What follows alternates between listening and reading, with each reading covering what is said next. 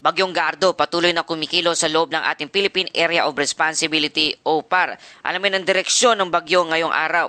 Habagat patuloy na lumalakas na nagdudulot ng malalakas sa pag-ulan at malalakas na hangin sa buong Luzon. Magandang araw mga kababayan, ito ang PNN Panahon News Network, ang inyong daily weather news authority ng bansa. Kung bago ka lang sa ating channel, pa-like at subscribe naman. Salamat sa iyong suporta. Mga kababayan, ngayong araw ng Biyernes, June 26, 2026, narito na ating update sa ating panahon.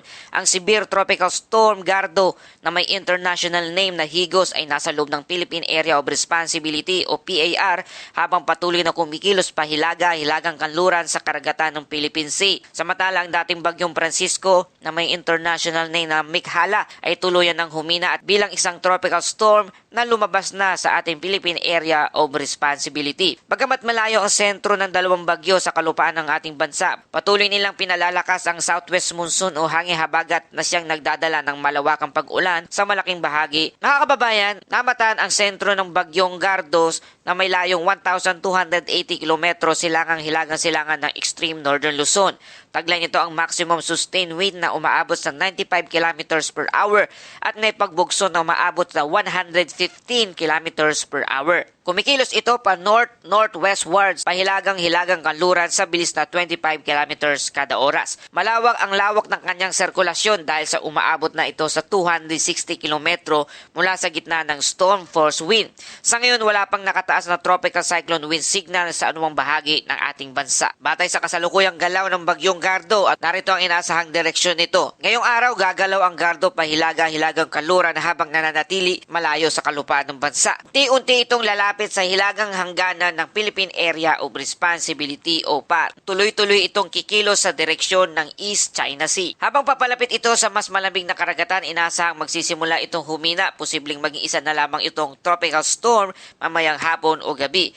Gayunpaman, hindi pa rin inaalis ng forecast ang posibilidad na manatili muna ito bilang isang severe tropical storm sa loob ng ilang oras. Sa mga susunod na araw, patuloy itong gagalaw pahilaga hanggang hilagang silangan.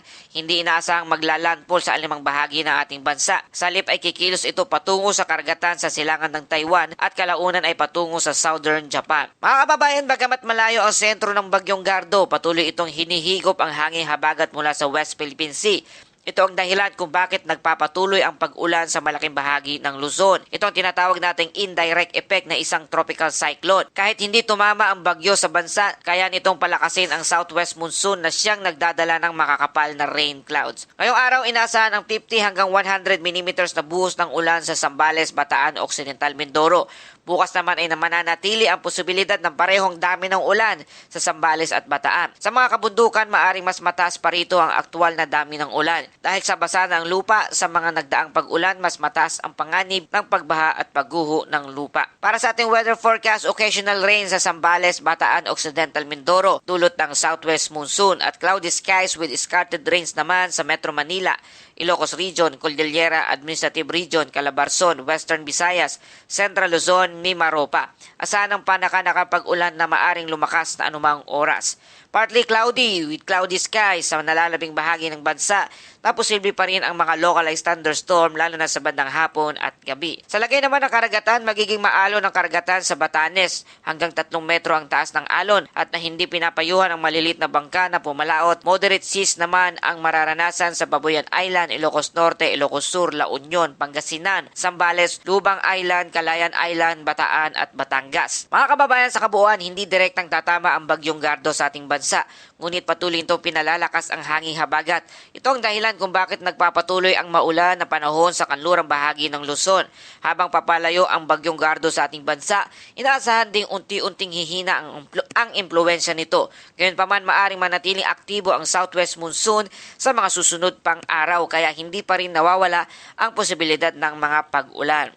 Patuloy tayong maging alerto lalo na ang mga nakatira sa flood-prone areas, landslide-prone areas. Iwasan ang pagtawid sa baha. Makinig lamang sa mga opisyal na advisory ng inyong lokal na pamahalaan. Para sa ating Bible verse of the day mula sa Psalms 121 verse 8, The Lord will watch over your coming and going both now and forever. Mga kababayan, patuloy po tayong mag-iwala sa ating Panginoon na tuloy na nag-iingat sa atin sa araw-araw. Ang kanyang kamay at kapangyarihan lamang ang makapagprotekta sa atin sa bawat panahon ng kaguluhan. At yan po ang ating malawak na weather updates ngayong araw. Huwag kalimutang mag-like, mag-share at mag-subscribe dito sa ating channel. Maraming salamat sa inyong panonood. Mag-ingat po tayong lahat. God bless everyone. Ito ang PNN Panahon News Network. Hanggang sa susunod na ulat panahon.